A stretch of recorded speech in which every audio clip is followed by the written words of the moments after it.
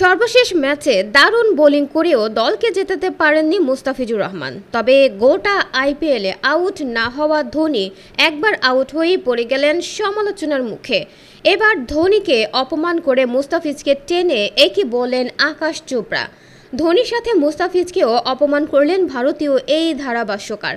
মহেন্দ্র সিং ধোনি কি এবারের আইপিএলে আউট হবেন না? আগের ম্যাচে চেন্নাই সুপার কিংসের ম্যাচ শুরুর আগ পর্যন্ত আইপিএল দর্শকদের মনে এই প্রশ্ন ছিল। আগের 7 ইনিংসেই অপরাজিত থাকা ধোনি অবশেষে কাল আউট হয়েছেন। তবে প্রতিপক্ষ পাঞ্জাব কিংসের কোনো বোলারের বলে নন। 43 ছুঁই তারকা চেন্নাই ইনিংসের শেষ বলে 2 রান নিতে গিয়ে হয়েছেন রান আউট। এবারের আইপিএলে প্রথমবার আউট হওয়া ধোনি থেমেছেন 11 বলে 14 রান করে। কিন্তু এর আগে 1 রান নিতে অনীহা দেখানোয় সমালোচনার মুখে পড়েছেন তিনি। ম্যাচ শেষেও হাসি মুখে মাঠ ছাড়তে পারেনি চেন্নাই। পাঞ্জাবের কাছে হেরে গেছে 7 উইকেটে। ঘরের মাঠে এম এ চিদম্বরম স্টেডিয়ামে আগে ব্যাট করে 7 উইকেটে 162 রান করেছিল চেন্নাই। পাঞ্জাব লক্ষ্য ছুঁয়ে ফেলেছে 11 বল হাতে রেখে। এবারের আইপিএলে এটাই ছিল মুস্তাফিজুর রহমানের শেষ ম্যাচ। দল হারায় শেষটা রাঙানো হয়নি মুস্তাফিজের। তবে বল হাতে নিজের কাজটা ভালোভাবেই করেছেন বাংলাদেশি পেসার। 4 ওভারে দিয়েছেন মাত্র 22 রান।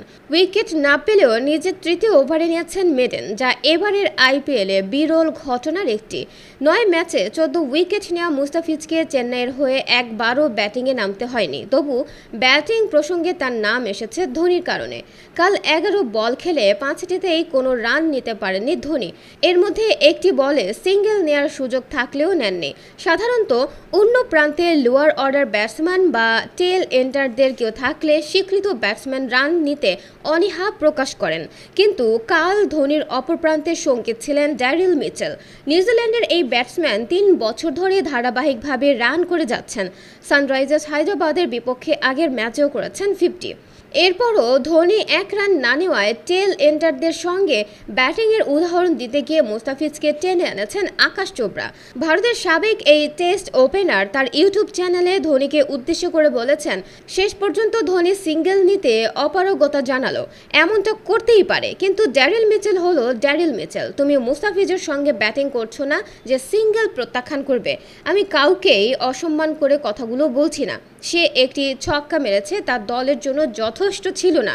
হায়দ্রাবাদের বিপক্ষে আগের ম্যাচে 3-এ নেমে 32 বলে 52 রান করেছিলেন মিচেল, অথচ চেন্নাই কাল তাকে ব্যাটিংয়ে পাঠিয়েছে 8 নম্বরে। শেষ দিকে নেমে মাত্র 1 বল খেলার সুযোগ পেয়েছেন মিচেল, করেছেন 1 রান।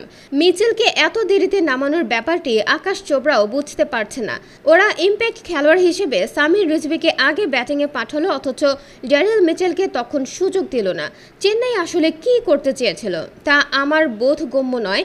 সে আগের ম্যাচেই হাফ সেঞ্চুরি করেছে, তাকে দিয়ে বোলিংও করানো হচ্ছে না। সত্যিই অদ্ভুত। 1 রান না নেওয়ায় ইরফান পাঠানও ধোনির সমালোচনা করেছেন। আইপিএলের প্রধান সম্প্রচারকারী চ্যানেল স্টার স্পোর্টসে ভারতের সাবেক অলরাউন্ডার পাঠান বলেছেন, তার এটা করা উচিত হয়নি। ক্রিকেট একটা দলীয় খেলায় এমনটা করো না।